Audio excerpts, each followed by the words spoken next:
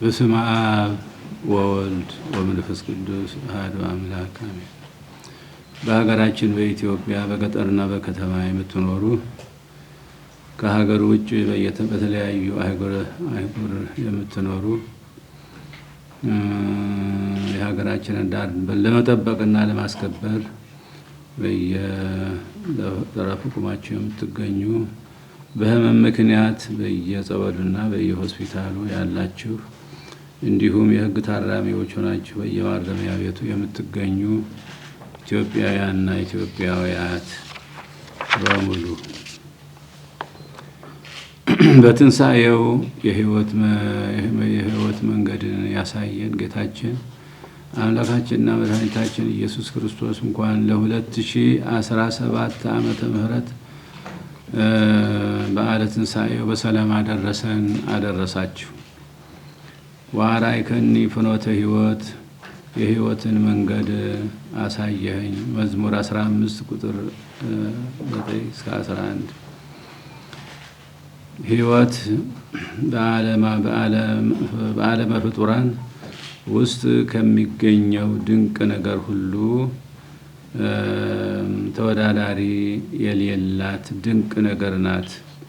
ሕይወት አካልን የማንቀሳቀስ፣ የማመዛዘን፣ የመወሰንና የመስራት ሀብተ ጸጋ ያላት ልዩ ፍጥረት ናት። በዚህም ምክንያት ሕይወት ወደ እግዚአብሔር የሚቀርብ ወይም የሚመስል ጠባይ አላት። ሰው የእግዚአብሔር መልክና አምሳል አለው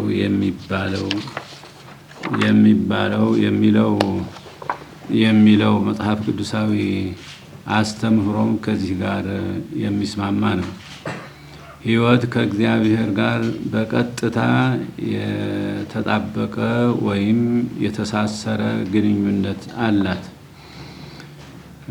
ወህብእት ሕይወትክሙ ምስለ ክርስቶስ ሕይወታችሁ ከክርስቶስ ጋር የተሳሰረች ናት የሚለው ሐዋርያዊ አባባልም ይህንን ያመለክታል።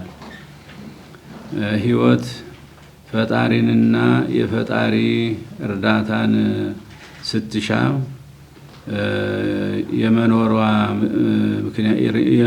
የመኖሯ ምስጢርም ከእግዚአብሔር ጋር የሚገናኝ ጸጋ ስላላት ነው። ሕይወት መልካም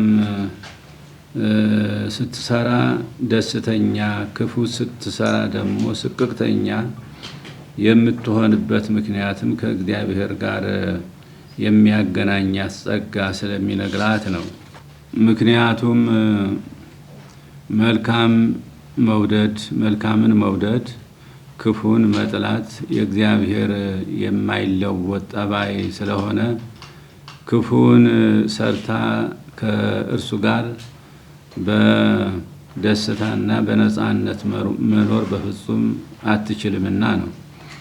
የመጀመሪያው ሰው አዳም ክፉ ስራ ከሰራ በኋላ ወዲያውኑ መሸሸግና መደናገጥ ሊወረው የቻለው ከእግዚአብሔር ጋር በቀጥታ ግንኙነት ያላት ውስጣዊት ሕይወቱ ከእግዚአብሔር ጋር አብራ መኖር የማትችልበት ደረጃ እንደደረሰች ስለተረዳች ነው። ከዚህ አንጻር ሕይወት የመኖር ጸጋ ብቻ ሳይሆን ከእግዚአብሔር ተሳትፎ ከእግዚአብሔር ታስሮ የሚኖር ጸጋ ያላት መሆኑንም እንገነዘባለን። ሕይወት የማትጠፋ ብትሆንም የሞት ስጋት ያልተለያት ፍጡር ናት። በተለይም የእግዚአብሔርን የበደለ ችለታ ከባድ የሞት አደጋ ያጋጥማታል። ይህም ማለት የስጋ ሳይሆን ከእግዚአብሔርና የእግዚአብሔር ከሆነው ሁሉ መለየት ነው። የሕይወት ከባድ ሞትም ይህ ነው። የተወደዳችሁ የመንፈስ ቅዱስ ልጆቻችን ምእመናንና ምእመናት፣ እኛ ሰዎች በኃጢአት ጠንቅ ያጣነው ሕይወት እንዳለ ቅዱስ መጽሐፍ በአንድ ሰው በደል ኃጢአት ወደ ዓለም ገባ፣ በዚህም ምክንያት ሰው ሁሉ ሞተ ወይም ከእግዚአብሔር ተለየ በማለት የኛ ከእግዚአብሔር መለየት ዋና ሞት እንደሆነ ያስረዳል። ይህ ገለጻ ከእግዚአብሔር ጋር የመኖር ሕይወታችን በበደል ምክንያት ማጣታችንን የሚያሳይ ነው። እኛ በደለኞች ሆነን ከእግዚአብሔር የተለየንበት የመጀመሪያው ምክንያት በደለኞች ከሆኑ አዳምና ሔዋን የተገኘን መሆናችን ነው። በመሆኑም የሁላችንም ስጋዊና መንፈሳዊ አካል የተከፈለው ከነሱ እንደመሆኑ መጠን ያለን ሁሉ እንደነሱ ቀድሞውኑ የሞተና የተፈረደበት ነው። በሌላ አባባል በጥንተ አብሶ ምክንያት ከእግዚአብሔርና የእግዚአብሔር ከሆነው ሁሉ የተለየን ሆነናል ማለት ነው።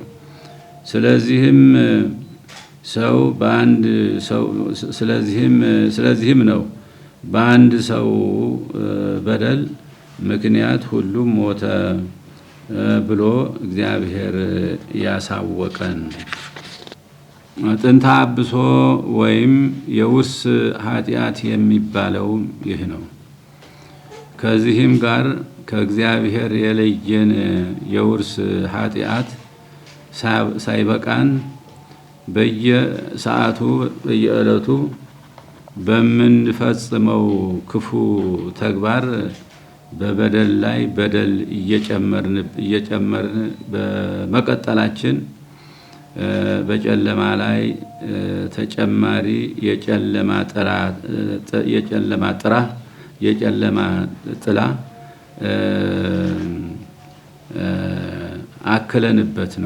አክለንበታል። ይህ ሁሉ ተደማምሮ ሞታችን ወይም ከእግዚአብሔር መለየታችን የሰፋና የከፋ እንዲሆን አድርጎታል። የተወደዳችሁ የመንፈስ ቅዱስ ልጆቻችን ምእመናንና ምእመናት፣ ከእግዚአብሔር የለያየን አበሳ ኃጢአት በእግዚአብሔር ፊት እጅግ ከባድ ቢሆንም እግዚአብሔር እኛን ለማዳን ያለው ፈቃድ በተስፋ ጭላንጭል ማሳየቱን አላቋረጠም። ይኸውም የበደላችን ዕዳ ከመጀመሪያው አንስቶ የማዳን ተስፋውን በተነገረለት በኢየሱስ ክርስቶስ ቤዛዊ ሞት እንደሚሰረዝ በእርሱም ጽድቅ እንደ ጻድቃን ተቆጥረን ያጣነውን ሕይወት እንደገና አግኝተን ወደ እግዚአብሔር እንደምንቀርብ፣ ይህም ከትንሣኤ በኋላ እውን እንደሚሆን እግዚአብሔር ለእኛ ደጋግሞ ይፋ አድርጓል። ይህንን ተስፋ ትንሣኤ በመንፈስ ቅዱስ የተረዳ ነቢየ እግዚአብሔር ዳዊት በምስጋና መዝሙሩ እንዲህ ሲል ይገልጸዋል። ዳግመኛም ሥጋዬ በተስፋው አደረ፣ ነፍሴ በመቃብር አትተዋትምና ጻድቅህንም በመቃብር ተጥሎ ፈርሶና በስብሶ ይቀር ዘንድ አሳልፈህ አትሰጠውም። የሕይወትንም መንገድ እንዲህ አሳየኸኝ በማለት የሕይወታችን ተስፋ ትንሣኤን በሚያስደንቅ አገላለጽ አስረድቶናል። ገለጻው የክርስቶስና የእኛን ትንሣኤ እንደሚያመለክት በቅዱሳን ሐዋርያት ተርጓሚነት በቅዱስ መጽሐፍ ተብራርቶ ይገኛል። በመሆኑም የኛ መጨረሻ የሚጠናቀቀው በመቃብር ተጥሎ ፈርሶ በስብሶ ፈርሶ በስብሶ በመቅረት ሳይሆን እንደገና ተነስቶ ከእግዚአብሔር ጋር የተሳሰረ ኃይለ ሕይወት በተሳሰረ ኃይለ ሕይወት ለዘላለም በመኖር እንደሆነ ቃሉ ያስረዳናል። ቅዱስ ዳዊት ከትንሣኤ በኋላ የሚሆነውን ይህ ጣዕመ ሕይወትን ነው አሳየኸኝ ብሎ የገለጸው። ጌታችን የዚህ ሕይወት ትንሣኤ በኩር ሆኖ ተነስተዋል። ከትንሣኤውም በኋላ ለዘላለም በሕይወት ይኖራል። በቀጣይም ጊዜው ሲደርስ እኛ ተከታዮቹ የእርሱን አይነት ትንሣኤ ተነስተን በማያልቅ ኃይለ ሕይወት ከሱ ጋር ለዘላለም በሕይወት እንኖራለን። ጌታችን ያሳየን የሕይወት መንገድ ይኸው ነው። ይህ ሕይወት ከሁሉም ህላዊ ሕይወት የላቀ እና የበለጠ ጣዕም ያለው ዘላለማዊና ድንቅ ሕይወት ነው። ይህ ሕይወት ከስጋት፣ ከስህተት፣ ከቅጣትና ከሞት ፍርሃት ነፃ የሆነ በፍጹም ነፃነትና ደስታ ከእግዚአብሔር ጋር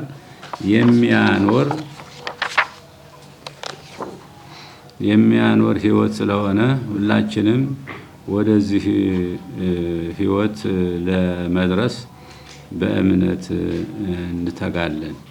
የተወደዳችሁ የመንፈስ ቅዱስ ልጆቻችን ምእመናንና ምእመናት፣ ዘር ሳይኖር ፍሬ እንደማይገኝ ሁሉ ሕይወታዊ ትንሣኤ ያለ ሃይማኖትና ስነ ምግባር ሊገኝ አይችልም። ጌታችን ይህንን አስመልክቶ ሲያስተምረን መልካም ያደረጉ ለሕይወት ትንሣኤ ይነሳሉ፣ ክፉ ያደረጉም ለፍርድ ትንሣኤ ይነሳሉ ብሎ አሳውቆናል። ከዚህ አኳያ የሕይወትን ትንሣኤ የሚያገኝ ያመነ የተጠመቀና መልካም ሥራን የሰራ እንጂ የተነሳው ሁሉ አለመሆኑ ግልጽ ነው።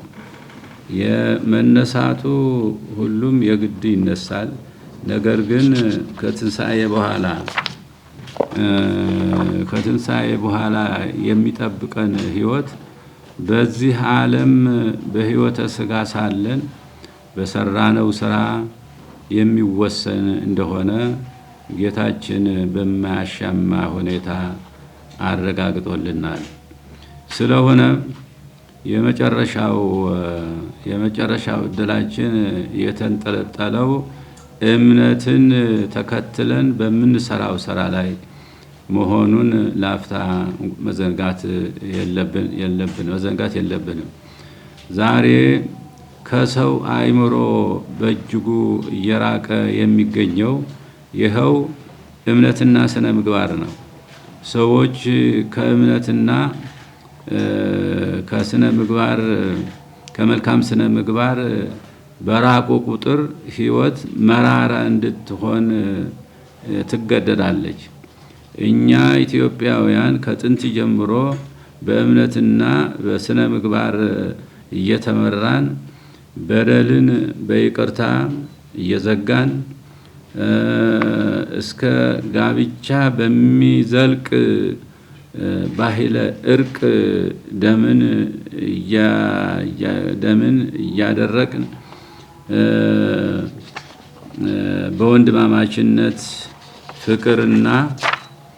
በወንድማማችነት ፍቅር ተስማምተን በሺህ ለሚቆጠሩ ዘመናት እንዳልኖርን እነሆ ዛሬ ለታላቅነታችን በማይመጥን ሁናቴ መለያየትና መጣላት ብሎም እርስ በርስ መገዳደል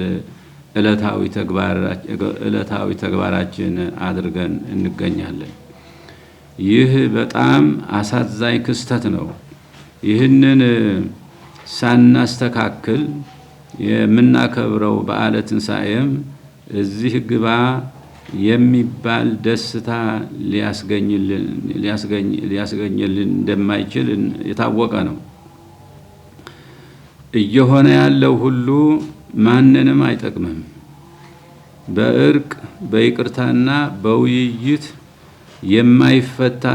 የማይፈታ ችግር ያለ ይመስል ይህን ያህል መጨካከን እንዴት እንደ መፍትሄ ተደርጎ ይወሰዳል? አሁንም ለሁሉም ኢትዮጵያውያን ወገኖቻችን የምንማጸነው እባካችሁ እኛ ራሳችን በራሳችን ሸምጋይና ተሸምጋይ ሆነን ችግራችንን ለመፍታት በብርቱ እንስራ፣ መፍትሄም እናምጣ። መሳሪያ አንስታችሁ እርስ በርሳችሁ በመገዳደል የምትገኙ ወገኖቻችን እባካችሁ ቆም ብላችሁ አስቡና ለሰላምና ዳቦ አጥቶ ለተቸገረው ህዝባችሁ ስትሉ ለሰላማዊ መፍትሄ እድል ስጡ። ኢትዮጵያ የምትባለው ሀገር የሁሉም ኢትዮጵያውያን መሆኗን በትክክል የሚያረጋግጥ ሰላማዊ መፍትሄ በማስቀመጥ ለአንድነቷና ለእድገቷ አጥብቃችሁ ጥረት አድርጉ። ግጭትና መለያየት ከሚያጠፋን በቀር ምንም አይነት ጥቅም ሊሰጠን እንደማይችል ብዙ ማብራሪያ የሚያስፈልገው አይደለም። ስለሆነም ገዳዩን መሳሪያ አስቀምጡና በሃይማኖት፣ በእምነት፣ በስምምነት እና በጭንቅላት ኃይል ሰላምን አምጡ። ይህ የቤተ ክርስቲያናችን ወቅታዊ ጥሪ ነው።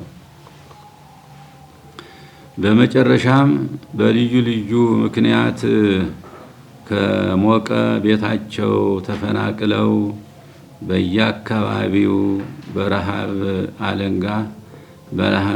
አለንጋ እየተገረፉ የሚገኙት ወገኖቻችን በትንሣኤው በዓል ተጽናንተው እና እፎይ ብለው በደስታ እንዲያሳልፉ ካለን ከፍለን በመመገብና በማልበስ እንድንደርስላቸው በእግዚአብሔር ስም አባታዊ መልእክታችንን እናስተላልፋለን። በድጋሜ እንኳን ለብርሃነ ትንሣኤው በሰላም አደረሳችሁ። መልካም በዓለ ትንሣኤ ያድርግልን። እግዚአብሔር ኢትዮጵያና ሕዝቦቿን ይባርክ። ወስብሐት ለእግዚአብሔር አሜን። ሚያዝያ 12 ቀን 2017 ዓመተ ምህረት አዲስ አበባ ኢትዮጵያ። ንቁ ኦርቶዶክስ ተዋሕዶ የጸሎትና የንስሐ መርከብ ማህበር በእግዚአብሔር ፈቃድ በወንድማችን የኔነ ተስፋዬ አስተባባሪነት ከተመሰረተ ጊዜ ጀምሮ ከሚሰጣቸው ዘርፈ ብዙ መንፈሳዊ አገልግሎቶች መካከል የሐዋርያዊ አገልግሎትና ያሬዳዊ ዝማሬዎች አንዱ ነው። በዚህ ክፍል የኦርቶዶክሳዊ ተዋሕዶ ቤተክርስቲያንን ዶግማና ቀኖና የጠበቁ ኦርቶዶክሳዊ ለዛ ያላቸው ለነፍስ እረፍትን የሚሰጡ ወቅታዊና ዘመኑን የዋጁ ስብከቶችና ያሬዳዊ ዝማሬዎችን በመላው ዓለም ለሚገኙ ተመልካቾቹ በንቁ ሚዲያና በኢትዮ ማህበር የዩቲዩብ ቻናል እያቀረበ ይገኛል። አገልግሎቱ በመላው ዓለም ለሚገኙ አማኞች ተደራሽ እንዲሆን በየዕለቱ የሚለቀቁ ስብከቶችንና መዝሙሮችን ላይክና ሼር ያድርጉ። እንዲሁም የዩቲዩብ ቻናላችንን ሰብስክራይብ በማድረግ የዚህ ታላቅ አገልግሎት ባላሻራ ይሁኑ። ንቁ ሚዲያ ርቱ የቤተ ክርስቲያን ልሳን